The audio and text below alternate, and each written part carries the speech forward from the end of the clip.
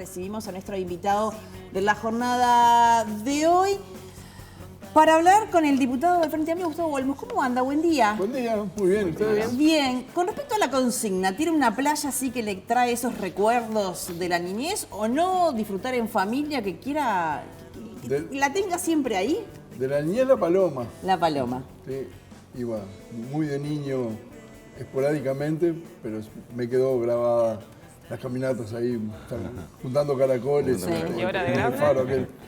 Y Cabo Polonio me gusta mucho, pero hace mucho que no voy. Es un hombre de Rocha. Sí, las rochas son las que me gustan más. Océano. Está bien.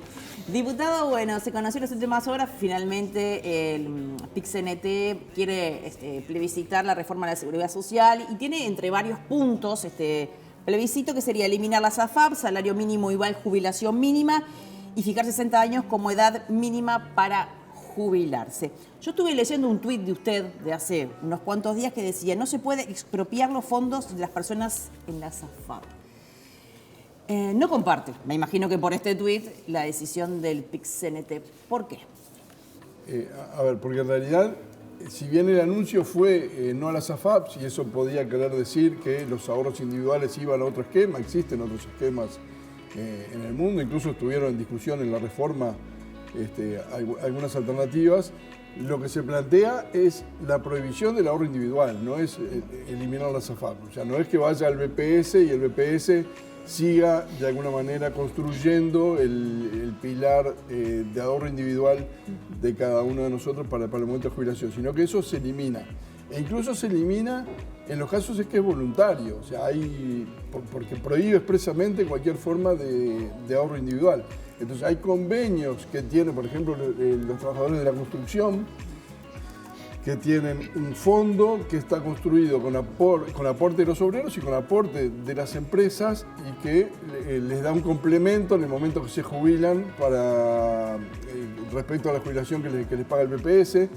Ese tipo de cosas que existen en muchos lados, existen en Intendencia de Montevideo, existían las cajas de auxilio de los médicos en un momento que se reconvirtieron a este tipo de cosas, también pasarían a ser inconstitucionales. Entonces nos parece que no hay razones por las cuales se prohíba que la gente se organice para tener un complemento en su jubilación. ¿Y eso no es válido aunque se vaya, o sea, forme parte de un fideicomiso especial? Tampoco. No, pasa que el fideicomiso lo que plantea es las cuentas que hoy son de cada una de las personas y que recibimos el estado de la FAP a la que estemos afiliados, donde dice va toda una bolsa pasa común. Una bolsa y lo que dice la papeleta es que habrá trazabilidad. ¿Qué quiere decir que hay trazabilidad? ¿Qué quiere decir? Que se sabe la historia de los aportes, pero no quiere decir, y ni lo dice la reforma constitucional propuesta, que eso impacte o tenga relación con la prestación que cada una de las personas recibe. Y entonces vamos a un esquema en el cual ya era insostenible hace 30 años. O sea, tener un pilar de ahorro individual es una cosa, yo creo que es relevante, porque si no, el régimen se convierte en infinanciable. Ese era el problema del 96 y es parte del problema ahora también, que todos reconocemos que tenemos un problema de déficit, que tenemos problema de cobertura, o sea, no todas. Fíjese que con los 60 años de edad y 30 de jubilación, llega aproximadamente, y 30 años de trabajo, perdón, llega aproximadamente el 25% de la población, el resto no llega. Incluso hay como un 30% que no llega a los 70 años con los años de aporte, porque no son años de trabajo, son años de aporte. Entonces la persona trabajó, pero no aportó lo suficiente. O sea, que aunque todos esos fondos fueran a formar parte del BPS, que esto se aprobara, sería un salvavidas transitorio. O sea, no se soluciona el problema de fondo de lo que es el déficit del Banco de Previsión Social. Yo estaba leyendo algunos analistas que hablaban de que este dinero sería útil durante 4 o 5 años. Ahí está, eso. Sí. Es así. Las cuentas que han hecho algunos economistas es eso, serían alrededor de 5 años, 4 años y medio, que duraría, después pasa a ser déficit fiscal. O sea, pasa a ser el Estado teniendo que cubrir mayores prestaciones. O sea, que ahí siempre está el futuro gobierno, si se aprueba. De alguna manera. A varios futuros gobiernos. Sería cubrir todas las cajas aparte. Claro, exactamente. Además, no es solo para el BPS, sino que lo que plantea la reforma es que el Estado tiene que financiar los déficits de las cajas. Entonces, de la seguridad social. Entonces, la caja bancaria, que hoy tiene problemas, que son transitorios, pero por 10, 15 años tiene problemas. La profesional, que está con serias dificultades, no sería necesaria una reforma de las propias cajas, como seguramente ocurra de acá a fin de octubre, porque es el plazo legal para hacerlo, sino que el Estado tendría que cubrirlo. Y además se consolidan inequidades, porque una de las cosas que dice la papeleta es que no se puede retroceder en derechos. Entonces, la caja militar, que tiene claras inequidades, si yo pongo en la Constitución que no puedo retroceder en derechos, la situación que tienen hoy, y que por ejemplo un médico que trabaja en el hospital militar tiene condiciones jubilatorias mucho más beneficiosas que un médico que trabaja en otro hospital del Estado, no tendría capacidad para después aprobar una ley que solucione eso, que equipare situaciones que hoy son absolutamente injustas. Hoy la mesa del Frente Amplio va a empezar a hablar del tema, va a empezar a discutir si apoya o no. Usted hablaba, fuera de cámaras, antes de ingresar, de que sería bueno libertad de acción para tratar este tema dentro de los dirigentes del Frente Amplio. Hoy el Frente Amplio empieza a conversar sobre cómo procesar la discusión. No es que vaya a tomar una decisión.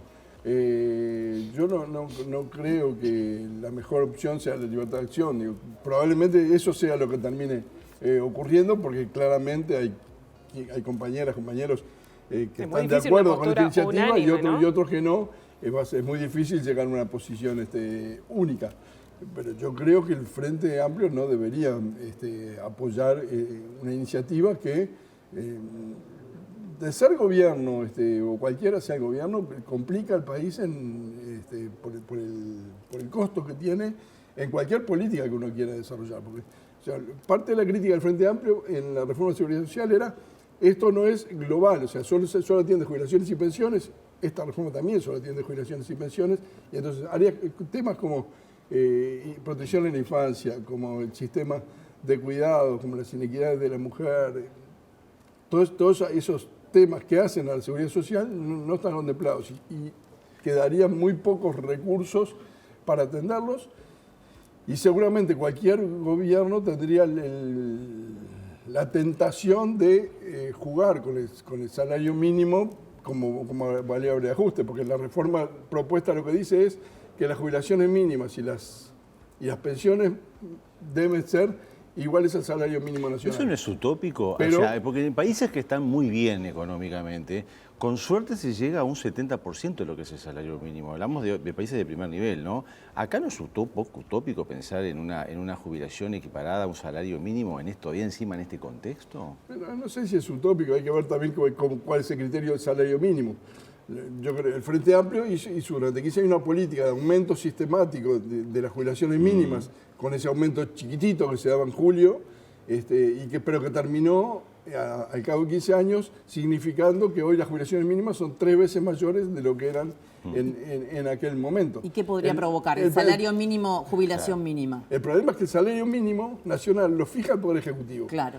Y en realidad en algún momento se creó la BPC, la base de prestación contributiva, como forma de evitar que los gobiernos manipularan el salario mínimo y por ahí hicieran ajustes. Entonces esto, en realidad, si yo lo asocio al salario mínimo y el salario mínimo lo fija el Poder Ejecutivo por decreto, lo que va a hacer, como los números no le van a dar, es tirarlo para abajo, con lo cual voy a estar teniendo una situación peor que la que tendría. Es una jugada difícil la de Frente. Sí, sí. Y además es importante, habla de las jubilaciones y de las pensiones, no de los jubilados y los pensionistas. Sí. Entonces, si alguien tiene 2 jubilaciones buenas, caja bancaria y caja profesional, y además tiene una muy chiquita por el BPS, esa también va a ir al salario mínimo, cuando en realidad en términos de equidad no tiene mayor sentido. No, le decía que esta definición a nivel de Frente Amplio es muy importante, porque se ve en las elecciones, o sea, tiene que quedar muy claro lo que el Frente Amplio va a hacer en este tema, porque, a ver, empieza una campaña y este tema obviamente va a estar en la campaña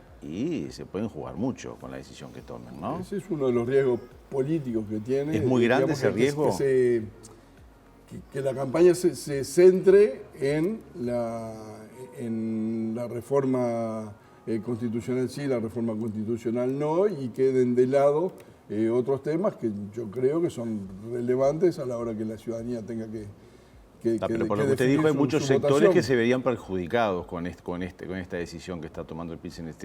Y evidentemente que si el Frente Amplio apoya esa decisión del PIT-CNT, esos sectores es difícil que apoyen a un gobierno en el cual yo lo voto y voy a estar perdiendo como trabajador.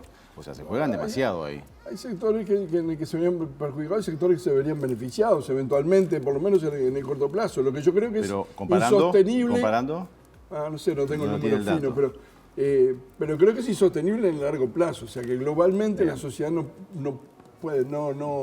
tolera un shock de estas dimensiones. Las reformas de seguridad social se hacen gradualmente, se hacen planificadamente, no se hacen de un día para el otro. Entonces, esto que yo digo de triplicar las jubilaciones mínimas es una línea correcta, pero que se hace en 15 años, no se hace de un día para el otro decreto que van a determinado nivel. ¿Y de fijar la edad mínima de jubilación en 60 años? El problema es que nosotros ya hay colectivos que no tienen 60 años, que tienen más. O sea, la caja notarial, votada por todos los partidos de la reforma, tiene hasta 65 según los años de aporte. Ahora va a venir una reforma de la caja bancaria y de la caja profesional que también van a aumentar la edad de jubilación. Y lo que el Frente Amplio siempre dijo en toda la discusión esta fue que no se podía aumentar la edad de jubilación al barrer. O sea que ¿Esto es al barrer para usted? Esto es al barrer en otro sentido, digamos. Claro, Nadie puede jubilarse, nadie puede adquirir los derechos jubilatorios después de los 60 años.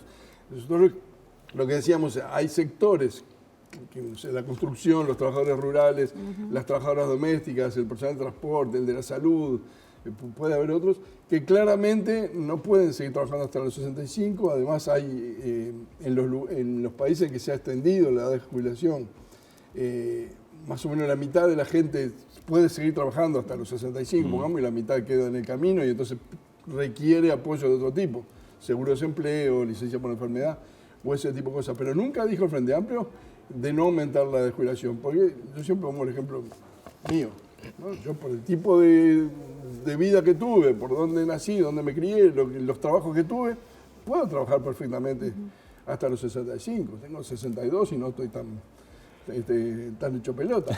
Entonces, no es una cosa que... Depende del sector.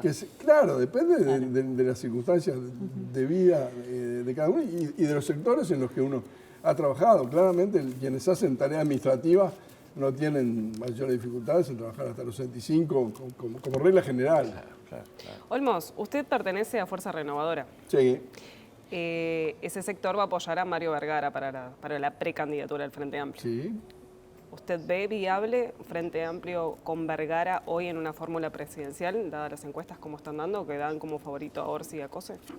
Bueno, a ver, falta muchísimo tiempo. Las encuestas son un elemento importante, pero no son determinantes, ni mucho menos. Si uno se para en las elecciones anteriores a esta altura, Manini no era candidato, Sartori no sabíamos quién era, porque quien lo conoce a Juan apareció bastante después.